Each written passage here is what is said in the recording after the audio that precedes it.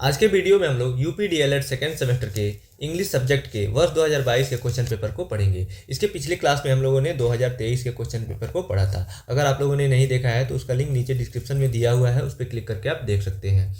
और इंग्लिश के अलावा सेकेंड सेमेस्टर के सभी विषय का प्रीवियस ईयर 2023 से 2016 तक के प्लेलिस्ट का लिंक अलग अलग डिस्क्रिप्शन बॉक्स में दिया हुआ है, उस पर क्लिक करके आप प्रीवियस ईयर देख सकते हैं। और राजन सीरीज के भी सभी सब्जेक्ट का लिंक अलग अलग दिया हुआ है, उस पर क्लिक करके आप राजन सीरीज भी देख सकते हैं। तो आइए आज का क्लास शुरू करते हैं। सबसे पहले ऑब्जेक्टिव टाइप क्वेश्चन दिए हुए हैं। इसका पहला प्रश्न है, what are the two receptive skills, यानी दो रिसेप्टिव स्किल क्या होते हैं। तो कल 2023 का जब हम लोग क्वेश्चन पेपर पढ़ रहे थे तो उसमें प्रोडक्टिव स्किल पूछा हुआ था, तो हमने आपको बताया था कि जो स्पीकिंग एंड राइटिंग जो होता है प्रोडक्टिव स्किल होता है। तो वहाँ हमने आपको ये भी बताया था कि रिसेप्टिव स्किल क्या होता है। तो सबसे पहले ऑप्शन हम लोग देख लेते हैं। इसमें ऑप्शन ए दिया है लिसनिंग एंड स्पीकिंग यानी सुनना और बोलना, बी है स्पीकिंग एंड राइटिंग यानी बोलना और लिखना, सी है लिसनिंग एंड रीडिंग यानी सुनना और पढ़ना, डी है रीडिंग एंड राइटिंग तो यानी पढ़ना और लिखना। तो इसका ऑप्शन सी सही आंसर है, लिसनिंग एंड रीडिंग। इसमें हमने आपको रिलेट करके बताया था कि जो जिसमें कम मेहनत लगता है, जैसे सुनने और पढ़ने में बस देख के पढ़ना रहता है और सुनने में तो कुछ होता ही नहीं है, कोई ज़्यादा मेहनत नहीं लगता है, तो उसमें वो रिसेप्टिव स्किल कहलाता है। और जिसमें ज़्यादा मेहनत लगता है जैसे बोलने और लिखने में, वो प्रोडक्टिव स्किल होता है। तो इससे रिलेट करके आप इसको याद रख सकते हैं। इसके बाद है प्रश्न क्या दूसरा है, डॉक्टर वेस्ट न्यू मेथड होता है, तो यहाँ पे मेथड ही दिया है तो वही है, doctor West new method mainly focus on. Option A है रीडिंग, बी है लिसनिंग, सी है स्पीकिंग एंड डी है राइटिंग यानी रीडिंग पढ़ना, सुनना, स्पीकिंग बोलना, राइटिंग लिखना। तो दूसरे का ऑप्शन ए सही आंसर है, रीडिंग। इसके बाद अगला प्रश्न क्या तीसरा, choose the correct spelled word. ये रिपीटेड प्रश्न है, सेम प्रश्न कल भी 2023 के क्वेश्चन पेपर में भी आया था। इसमें जो ग्रामर का स्पेलिंग दिया हुआ है तीनों में, इसमें बताना है कि कौन सा सही स्पेलिंग दिया हुआ है। देखिए GRAMMER है तो ई नहीं होता है, AR होता है। GRAMMARB में दिया हुआ है, यही जो सही स्पेलिंग है ग्रामर का, यही सही आंसर है। इसके बाद है प्रश्न क्या 4, what is the correct sentence structure of English. जो भी इंग्लिश में जो सेंटेंस लिखा रहता है उसका स्ट्रक्चर क्या होता है। तो इसका ऑप्शन देखते हैं। ऑप्शन ए में दिया है पहले सब्जेक्ट रहता है, फिर ऑब्जेक्ट, फिर वर्ब। गलत, ये नहीं होता है। बी है वर्ब सब्जेक्ट और ऑब्जेक्ट यानी पहले क्रिया फिर कर्ता फिर उसके बाद कर्म यानी ऑब्जेक्ट, तो ये भी गलत है। और सी है सब्जेक्ट वर्ब एंड ऑब्जेक्ट यानी पहले कर्ता रहता है फिर क्रिया फिर ऑब्जेक्ट रहता है, तो यही सही आंसर है। इसका जो ऑप्शन सी है यही करेक्ट स्ट्रक्चर है इंग्लिश सेंटेंस का। और डी दिया है नॉन ऑफ द अबव, तो ये होगा नहीं, इसका सी ही सही आंसर है। इसके बाद है question 5, write a sentence to show exclamation यानी जो विस्मयादि बोधक कौन सा सेंटेंस है नीचे बताना है। जो भी विस्मयादि बोधक बता रहा है, दिखा रहा है, तो उसको बताना है। विस्मयादि बोधक हिंदी में बोलते हैं, उसको एक्सक्लेमेटरी सेंटेंस बोलते हैं इंग्लिश में। एक्सक्लेमेशन मार्क जिसमें लगा रहता है वही एक्सक्लेमेटरी सेंटेंस होता है, लेकिन यहाँ पे देखेंगे कि सब में एक्सक्लेमेशन मार्क लगा हुआ है, तो इसका मतलब ये नहीं है कि सभी हैं। इसमें ये सभी सब में गलत लगा हुआ है, एक सही है, तो उसको आपको बताना है। तो ऑप्शन ए दिया है I will go to school, तो ये तो असर्टिव सेंटेंस है, तो ये एक्सक्लेमेटरी सेंटेंस नहीं है, तो ये नहीं होगा। सी दिया है काजल इज ए ब्रिलियंट स्टूडेंट, ये भी असर्टिव सेंटेंस है। डी है वेदर इज हॉट, तो ये भी नहीं होगा क्योंकि ये भी असर्टिव सेंटेंस है, सिंपल सा सेंटेंस है। और बी है हाउ स्वीट इज पायल यानी यही है एक्सक्लेमेटरी सेंटेंस, तो इसमें एक्सक्लेमेशन जो मार्क लगा हुआ है ये सही यूज़ हुआ है इसका। और यही तो बताना था कि एक्सक्लेमेशन कौन शो कर रहा है, तो इसका ऑप्शन बी सही आंसर होगा। इसके बाद है very short answer type questions यानी जो भी हिंदी में अति लघुत्तरीय प्रश्न होते हैं, ये भी एक एक नंबर के होते हैं। और इसका भी आंसर 1 या 2 लाइन में जितना में आप दे सकें, जो पूछा रहता है बस उतना ही देना रहता है, क्योंकि 1 ही नंबर का होता है ये। तो इसमें पहला प्रश्न है जो कि क्वेश्चन 6 है, point out the adjective in the following sentence यानी एडजेक्टिव बताना है। कल वाले में भी प्रश्न पत्र में भी एडजेक्टिव पूछा हुआ था, तो इसमें ये है एडजेक्टिव किसे कहते हैं, जो नाउन और प्रोनाउन की विशेषता बताता है। इसमें सेंटेंस दिया है the gorgeous lady is coming towards अस यानी जो सुंदर लेडी है, सुंदर महिला है, वो हम लोगों के तरफ आ रही है। तो जो लेडी है वो कैसी है, खूबसूरत है, गॉर्जियस है, तो इसकी विशेषता जो गॉर्जियस वर्ड है यही बता रहा है, तो यही एडजेक्टिव होगा। तो इसके आंसर में लिखेंगे, पहले आप एक बार जब आपके एग्जामिनेशन में ये आएगा आपके पेपर में, तो जब आप लिखेंगे तो पहले एक बार सेंटेंस लिख लीजिएगा, उसके बाद नीचे हेडिंग लिख के एडजेक्टिव, उसके आगे लिख दीजिएगा गॉर्जियस, यानी जो गॉर्जियस है यही एडजेक्टिव है। इसके बाद है question number 7, fill in the blanks with suitable article. नीचे सेंटेंस दिया है, खाली स्थान है, इसमें फिल करना है आर्टिकल AN, ब्रैकेट में दिया हुआ है, AN में से ही फिल करना है। आई हैव 1 रुपी नोट, यानी इसमें 1 के लिए क्या फिल होगा AN में, तो 1 लिखा जाता है, देखिए व और न, इसका उच्चारण होता है 1, ऐसे लिखते हैं ना, पढ़ते हैं इसको। तो अगर जो ये व्यंजन से शुरू होता है तो ए का प्रयोग होता है, और जो ये स्वर होता है हिंदी में अ से अ तक, तो वहाँ पे एन का प्रयोग होता है, और जो स्वर रहता है, स्वर से शुरू हुआ रहता है उच्चारण, तो यहाँ पे स्वर रहता है तो एन का यूज होता है, तो यहाँ पे 1 है तो व्यंजन से शुरू हुआ है तो ए का यूज होगा। नीचे आंसर लिखा हुआ I have a 1 rupee note, ए का यूज होगा। इसके बाद अगला प्रश्न, प्रश्न क्या 8, change the following sentence into passive voice. नीचे सेंटेंस दिया है, उसको पैसिव वॉइस में चेंज करना है। पिछले 2 क्लास में हम लोगों ने 2023 का क्वेश्चन पेपर पढ़ा था, तो उसमें पैसिव दिया था, एक्टिव में चेंज करना था। तो आइए देखते हैं सेंटेंस को।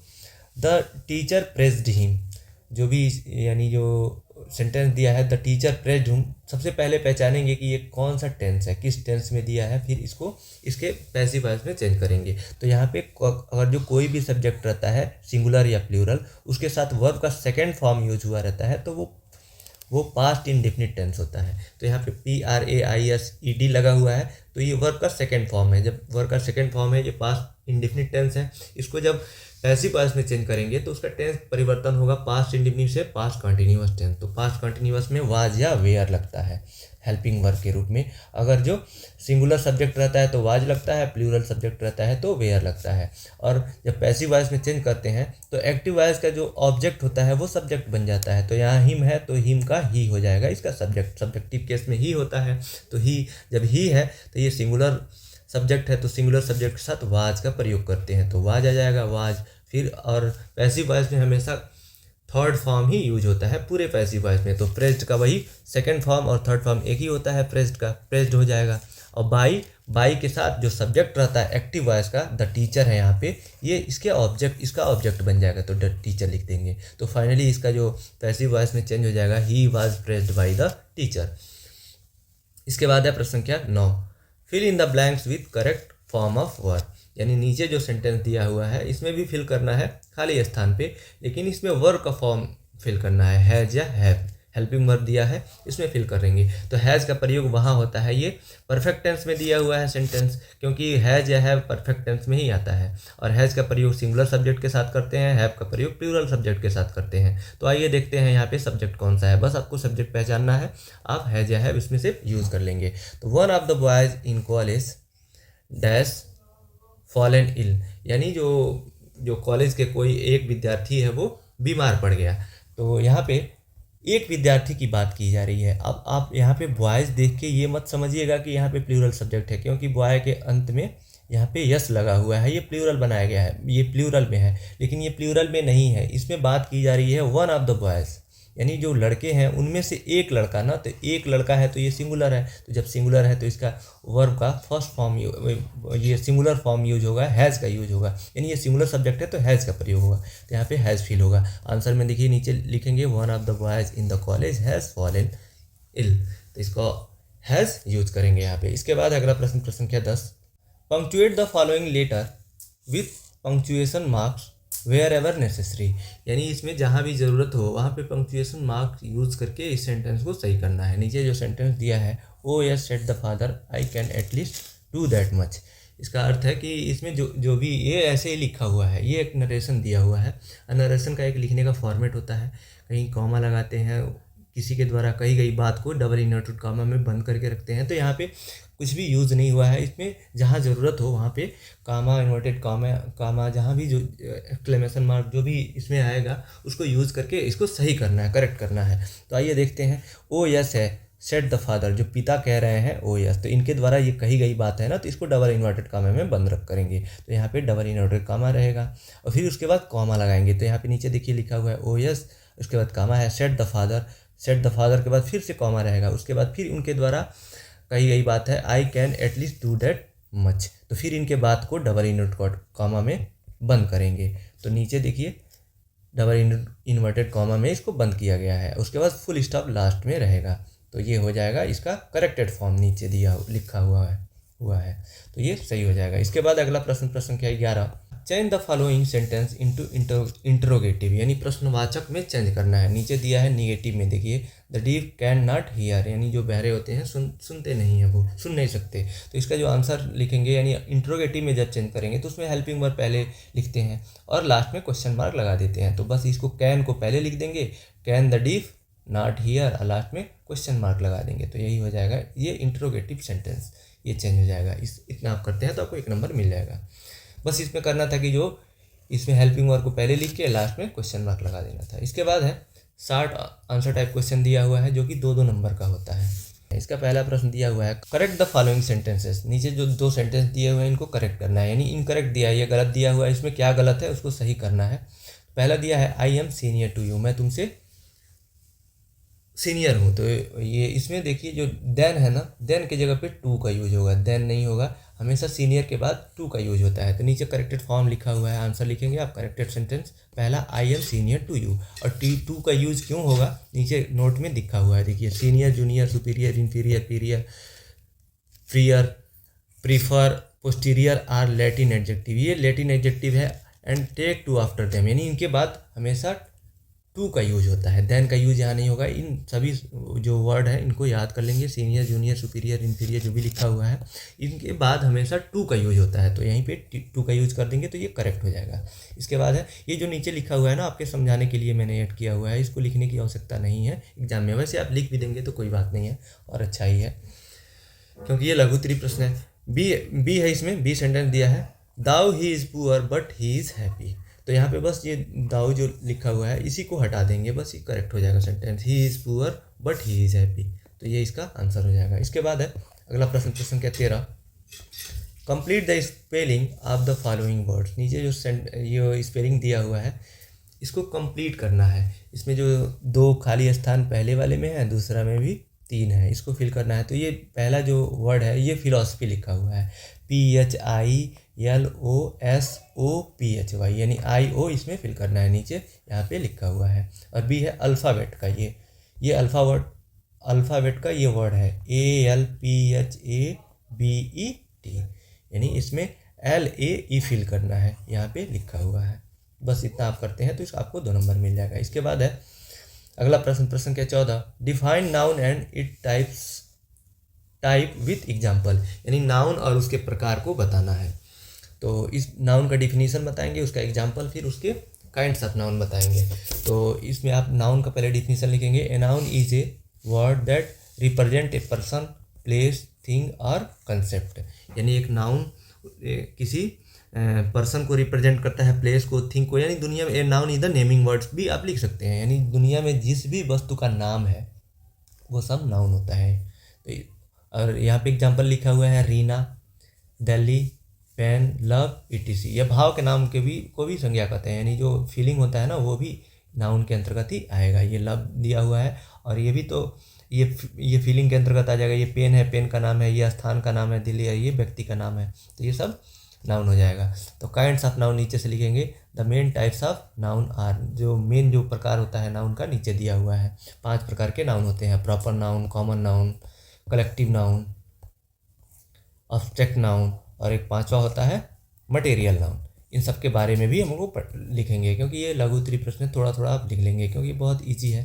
देखिए काइंड्स ऑफ नाउन, पहला है proper noun. A proper noun refers to a specific person, place और थिंग। जो प्रॉपर नाउन होता है किसी विशेष वस्तु, स्थान के नाम को ही कहते हैं। जैसे कि अजय है, ये व्यक्ति का नाम है, तो जब भी अजय बोला जा रहा है तो सिर्फ अजय की बात हो रही है, तो ये स्पेसिफिक व्यक्ति है। दिल्ली है तो केवल दिल्ली की बात की जा रही है। गोरखपुर यूनिवर्सिटी, तो ये गोरखपुर यूनिवर्सिटी की बात, वो एक ही यूनिवर्सिटी है गोरखपुर यूनिवर्सिटी के नाम से, तो ये स्पेसिफिक है ना, तो ये प्रॉपर नाउन हो जाएगा।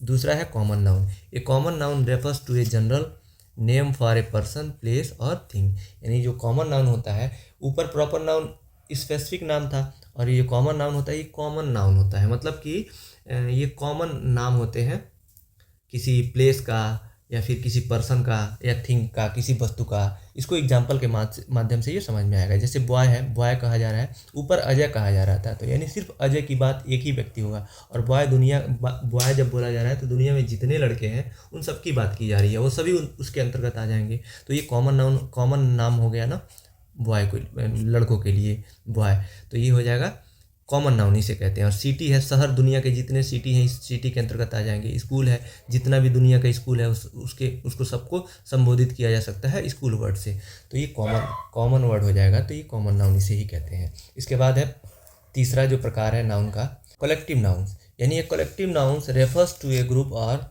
कलेक्शन ऑफ पीपल, एनिमल्स और थिंग्स। यानी जो कलेक्टिव नाउन होता है ये ग्रुप को रिप्रेजेंट करता है, या कलेक्शन ऑफ पीपल्स यानी कुछ व्यक्तियों के समूह को, या फिर जानवरों के समूह को, या फिर किसी वस्तु के समूह को बताता है। यानी समूह से का पता लगता है कलेक्टिव नाउन से। एग्जाम्पल के रूप में जैसे टीम होता है, कुछ व्यक्तियों का टीम होता है, ये समूह है। क्लास है, कुछ विद्यार्थियों का जो होता है, स्टूडेंट्स का क्लास होता है। आर्मी है, आर्मी भी एक उनका बटालियन होता है, तो वो भी समूह में रहते हैं। तो ये सबसे ग्रुप का पता लग रहा है ना समूह का, तो ये है कलेक्टिव नाउन, इसे कहते हैं। और चौथा है abstract noun. An abstract noun represent an idea, quality, state और concept that can not be seen और टच्ड।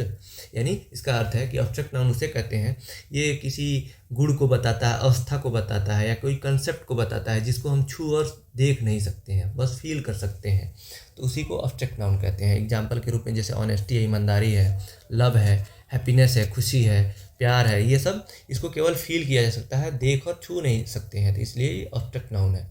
इसके बाद है पांचवा लास्ट नाउन का प्रकार है material noun. Material noun refers to a substance और material from which things are made. यानी कोई भी जो वस्तु होता है वो किसी चीज़ से मिलकर बना होता है, तो उसी को मटेरियल नाउन, यानी मटेरियल पदार्थ को ही मटेरियल कहते हैं। तो कोई भी जो वस्तु होता है वो किस चीज़ से मिल के बना होता है, एक्चुअल जो चीज़ होता है ना, पदार्थ होता है, उसी को मटेरियल नाउन कहते हैं। जैसे कि एक तो सबसे बड़ी बात, ज़्यादातर इसमें जो मटेरियल नाउन में होता है लिक्विड फॉर्म में होता है। एग्जाम्पल के रूप में जैसे वाटर हो गया, मिल्क हो जाएगा, और ऑयल होता है, तेल, तो ये सब मटेरियल नाउन होते हैं। बाकी गोल्ड और वुड भी इसी के अंतर्गत आते हैं, ध्यान रखेंगे। इसके बाद है अगला प्रश्न संख्या 15, right any 2 aims of teaching poetry. यानी जो कविता शिक्षण का 2 उद्देश्य बताने हैं इसमें, कि उनके क्या उद्देश्य, जो बच्चों को कविता पढ़ाया जाता है उसका उद्देश्य पढ़ाने का क्या होता है। तो देखते हैं इसका आंसर क्या दिया हुआ है। आंसर दिया है पहले आप लिखेंगे 2 aims of teaching poetry are as following. यानी कविता शिक्षण के 2 उद्देश्य निम्नलिखित हैं। पहला है the rhythm of poetry has the students to acquire natural speed rhythm. यानी कविता का छंद छात्रों को स्वाभाविक गति और लय प्राप्त करने में सहायता करता है। दूसरा है to develop the student power of imagination. छात्रों की कल्पना शक्ति को विकसित करता है ये टीचिंग ऑफ पोएट्री। यानी जो कविता शिक्षण होता है वो छात्रों को सोचने की क्षमता को बढ़ाता है। तीसरा है to enable student to understand the thought and imagination content in the poem. यानी छात्रों को कविता में निहित विचारों और कल्पना को समझने में सक्षम बनाना।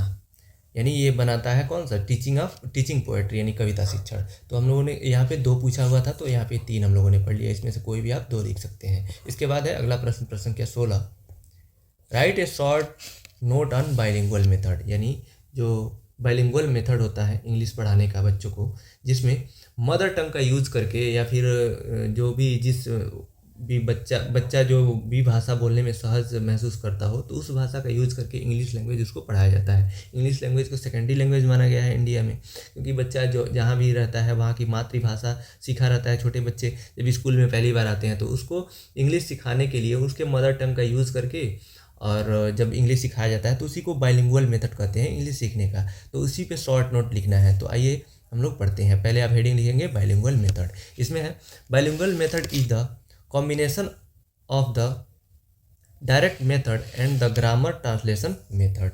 द्विभाषी विधि, प्रत्यक्ष विधि और व्याकरण अनुवाद विधि का एक संयोजन है, यानी उनका कॉम्बिनेशन है। This method was developed by C.J. Dodson in 1967। यानी यह विधि 1967 में C.J. डॉटसन द्वारा विकसित की गई। आगे दिया इसमें, this method makes good use of students pre acquired knowledge in the mother tongue to connect with a word और ऑब्जेक्ट। यह विधि छात्रों को पहले से अर्जित मातृभाषा के ज्ञान का उपयोग करके शब्द या वस्तु के साथ जुड़ाव स्थापित करने में सहायता करती है। इसके बाद है नीचे दिया हुआ है it suits both rural and urban schools. यह दोनों यानी ग्रामीण और शहरी दोनों स्कूल के लिए उपयोगी है। And makes use of linguistic habit form during learning mother tongue. और मातृभाषा सीखने के दौरान बने भाषाई अभ्यासों का अच्छा उपयोग करती है। इसके बाद अगला प्रश्न संख्या 17, fill in the blanks with suitable words given in the brackets. यानी सुटेबल वर्ड्स को पहचान कर इसमें जो भी सेंटेंस में खाली स्थान दिया हुआ है यहाँ फिल करना है। तो पहला सेंटेंस दिया है ही can not dash my offer. तो यहाँ पे एक्सेप्ट मतलब होता है स्वीकार करना, एक्सेप्ट मतलब होता है के बजाय, मैंने उसको छोड़कर, के बजाय यानी इसके जो भी दिया हुआ है उसके बजाय। तो यहाँ पे तो ये यूज होगा नहीं, के बजाय का कोई काम ही नहीं है यहाँ पे। यहाँ पे स्वीकार करना होगा ना कि वह मेरा ऑफर स्वीकार नहीं कर सका। तो इसका जो एक्सेप्ट होगा ACCEPT यूज होगा। नीचे दिया हुआ answer he can not accept my offer. B है, इसमें do not walk dash footed. यानी बियर मतलब भालू होता है, बेयर मतलब होता है नंगा। तो नंगे पाँव मत टहलो है ना, तो यहाँ पे BARE यूज होगा, BARE। नीचे आंसर दिया हुआ है do not walk bare footed. तो बेयर का अर्थ होता है नंगा। बस अगर जो आपको मीनिंग पता होगा तो इजीली आप फिल कर सकेंगे, क्योंकि बेयर का अर्थ होता है नंगा, बियर मतलब भालू, तो भालू यूज यहाँ पे नहीं होगा, फिल नहीं करेंगे, तो बेयर यूज होगा। इसके बाद अगला प्रश्न संख्या 18, जो कि इस क्लास का अंतिम प्रश्न है। Right one word for the following expression. जो भी नीचे एक सेंटेंस दिया हुआ है, इससे क्या भाव इससे निकल रहा है, उसको एक वर्ड में क्या कहते हैं उसको बताना है। तो पहला जो सेंटेंस दिया है, ए गैदरिंग ऑफ स्पेक्टेटर्स और लिसनर्स एट परफॉर्मेंस। कोई भी परफॉर्मेंस है उस पर जो देखने वाले, स्पेक्टेटर्स मतलब होता है दर्शक, और लिसनर यानी श्रोतागण जो भी होते हैं, उनका भीड़ जो होता है उसको क्या कहते हैं, तो उनको ऑडियंस कहते हैं। तो इसका जो आंसर 1 हो जाएगा। पहले आप ऐसे सेंटेंस लिखेंगे, ए गैदरिंग ऑफ स्पेक्टेटर्स और लिसनर्स एट परफॉर्मेंस, उसके बाद से इसको एक वर्ड में लिखना था तो ऑडियंस कहते हैं, इससे आपको 1 नंबर मिलेगा। बी है, बी दिया हुआ है the science of vegetable life. तो आप लिखेंगे पहले sentence the science of vegetable life, इसको बॉटनी कहते हैं। यानी जो सब्जियों के अध्ययन को क्या कहते हैं, तो सब्जियां पेड़ पौधे के अंतर्गत ही आते हैं, पौधे के अंतर्गत आएंगे, तो पेड़ पौधों के अध्ययन को ही बॉटनी कहते हैं। जो एक साइंस का एक पार्ट होता है बॉटनी, तो उसी को बॉटनी कहते हैं। तो इसका जो 1 वर्ड हो जाएगा बॉटनी। तो इसी के साथ आज का क्लास यहीं समाप्त होता है। आज का क्लास का PDF आप टेलीग्राम चैनल से ले सकते हैं, जिसका लिंक नीचे डिस्क्रिप्शन में दिया हुआ है। और सेकेंड सेमेस्टर के सभी सब्जेक्ट का के प्रीवियस ईयर का और राजन सीरीज़ का जो PDF है टेलीग्राम से आप ले सकते हैं। डिस्क्रिप्शन बॉक्स में लिंक है, उस पर क्लिक करके। इस वीडियो को देखने के लिए आपका बहुत बहुत धन्यवाद दोस्तों।